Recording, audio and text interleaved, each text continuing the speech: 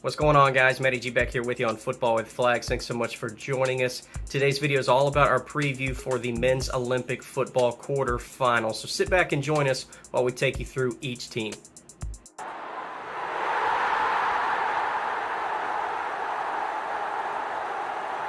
Well, we'll start things off with the host, France, led by Thierry Henry, who have looked very solid so far. They've gone 3-0-0 in the group stage, first time that they've ever gone totally unbeaten during that time. Two previous times that France have hosted, they finished as quarterfinalists and runners-up in the competition, so certainly glad to get back to that second phase of this tournament. They were gold medalists in 1984, but they are looking to become the first European side to win gold since 1992. Now, Thierry Henry's men have looked, again, like we said, very solid so far. They've scored 7 goals and yet to concede 3 clean sheets through the group stage, and they've had 7 different goal scorers as well along the way. This Argentina side looking to get back to glory the way they did in 2004 and 2008, winning back-to-back gold medals, led by Javier Mascherano. This side, of course, had that very controversial ending with Morocco to start things off, where they thought they equalized and took away a draw, but of course had to come back 2 hours later to finish 3 minutes as their equalizing goal was overturned. Now, Thiago Almada leads the side with 2 goals. Remember, he was a part of that World Cup winning roster back in 2022. But Argentina bounced back with wins over Iraq and Ukraine and have settled in nicely in second place to get out of this group and face France. Egypt have been a great story in the tournament thus far, going unbeaten through the group stage with 7 points and conceding just once, looking very solid defensively. However, they have struggled to score on the other end. They started their campaign off with a 0-0 draw against Dominican Republic, but come back and get a win against Uzbekistan before upsetting Spain in the group stage finale to take the top spot with a brace from Ibrahim Adel. Now, Egypt have made the quarterfinals in 3 of the last 4 Olympic Games, but they haven't made a semifinal since 1964. Paraguay come into their quarterfinal with a 2-0-1 record and a -2 on their goal differential. They were thumped by Japan in their opener 5-0, but respond great against Israel with a 4-2 victory, including a stoppage time winner, and then defeating Mali in the group stage finale. Now, this is Paraguay's 3rd ever Olympic Games. They've made the knockouts in every single appearance thus far, and they finished with a silver medal in 2004. Marcelo Fernandez leads this current team with 3 goals, and he is second in the Golden Boot race as Paraguay look to get back to a medal game. Morocco are in their first ever quarterfinal appearance of the Olympic Games, and a big reason why is because of Soufiane Brahimi, who has 3 goals in the tournament thus far. They started off with that controversial win 2-1 over Morocco, and then come back and get thumped by Ukraine 3-0 before finally beating Iraq in their group stage finale. And a big reason why that's so important to mention is because they actually lost to Ukraine and Iraq in 2 friendlies before the Olympic Games started in the last year. This is the first time that Morocco have ever won multiple games in an Olympic tournament, and now they're certainly looking for their first ever knockout victory against the U.S. The United States back in the quarterfinals, and the first time they've been back in the Olympics since 2008. Obviously a rough start with a 3-0 loss against France, especially considering they tied them 2-2 in a friendly before the tournament started, but they bounced back great. The 4-1 win over New Zealand and 3-0 over Guinea.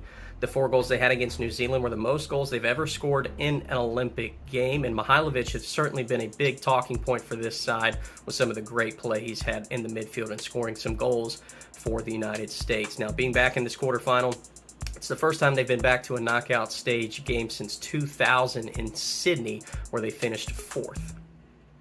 Japan comfortably moved to the quarterfinals after going 3-0-0 in the group stage. They scored 7 goals and conceded 0.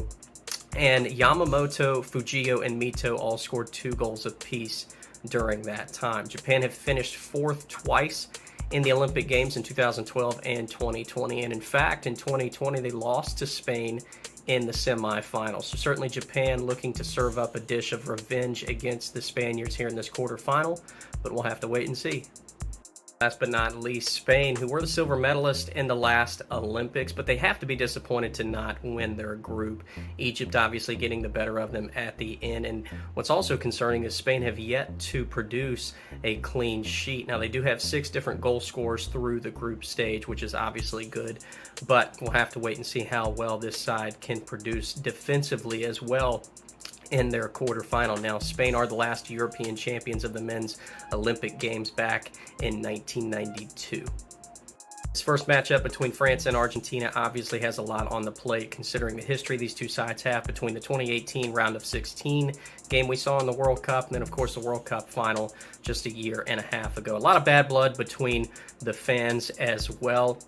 Of course, France went with a lot of attacking options with their older players, as Mateta, Lacazette, and Olise have done well so far in the tournament, but this is really their time to step up. I think France really need to be dynamic on the wings, be very aggressive going forward. They certainly, in my opinion, are the favorite going into this and will have the crowd behind them, but that's not to say that it's going to be an easy feat whatsoever. Julian Alvarez has been in the press recently about his decisions on his future with Manchester City and maybe not playing in as big at games as he wants. Well, this is a huge opportunity for that. Being the main man, being in charge, taking advantage of the moment. This is a great chance for him to really try and flourish even more into the already impressive young career that he's had. Thiago Almada, like we discussed before, he needs to stay hungry for this Argentine side as well, looking to score goals.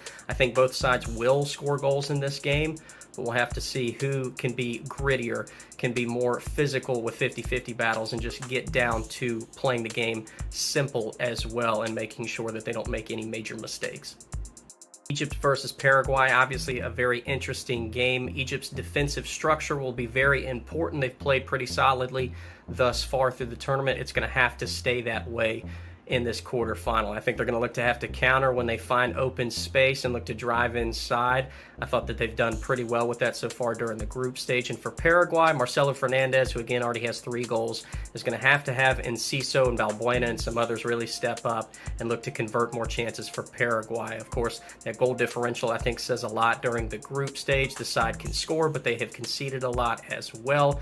But on the same side, Egypt maybe have not converted as many chances as they would like thus far either. The United States must have an impressive performance with Miles Robinson and Walker Zimmerman in the back, along with Schulte, their goalkeeper.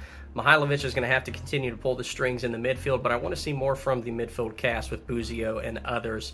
We've seen some electric play with their wingers and strikers up top, but I want to see a little bit more from the midfield in terms of controlling the game, possessing, not giving it over in difficult areas. But for Morocco, Ibrahim Salah and Rahimi, who leads the Golden Boot race currently, I think that this Moroccan team have done well to absorb pressure, but I want to see them continue to attack and be aggressive going forward, going at defenders 1v1, looking to punish them when the opportunity arises, and looking to get in behind in spaces whenever they can.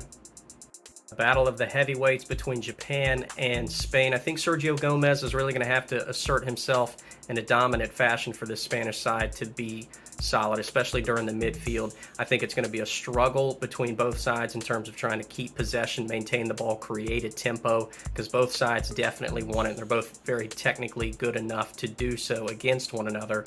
We'll see, though, if it stays kind of in the middle or tilts one way or the other, depending on who comes out in good form. But Yamamoto and Mito are obviously going to make things difficult in the midfield for Japan as well. Both of these sides can be clinical.